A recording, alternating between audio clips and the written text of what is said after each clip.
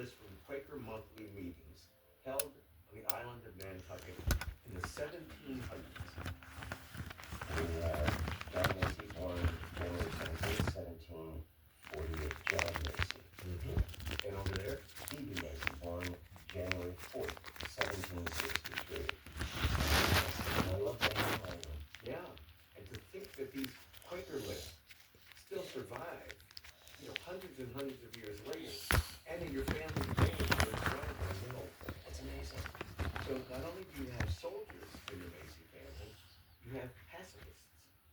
I'm proud of that pacifism. That makes me feel good. I feel it too.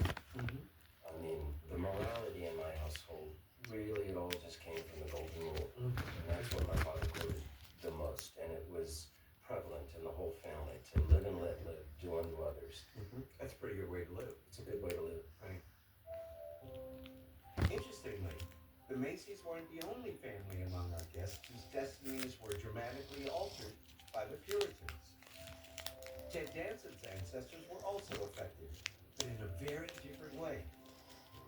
The story began with a baptismal record from 16th century England. It's written in Latin. I was a good Kent boy. I know that you read Latin. But we translated it for you anyway. I'm starting to sweat. You said, Anna Marbury, daughter of Francis Marbury, baptized 20th July. You were looking at a document from the year 1591, man. That is the baptism record for your 10th great grandmother, Anne Marbury. Wow. Ted had never heard of Anne Marbury, but Anne led a fascinating life.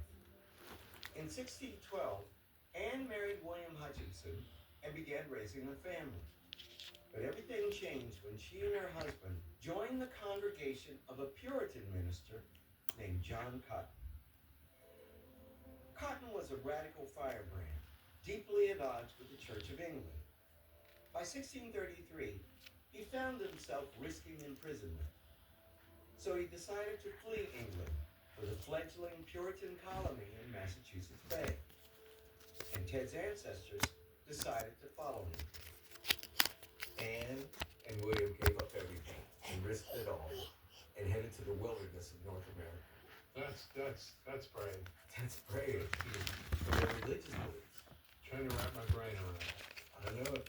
I understand spiritual, but organized religion I can find tricky in that it can justify, depending on your interpretation of some of the things. Anne wasn't your typical Puritan. Soon after her arrival in Massachusetts, she began organizing meetings in her home to pray with other women. She was taking a huge risk. This was not done. Organizing women to think, to read, Well done. to interpret, Oh, I like that. and not everyone No. was amused. No, I imagine not.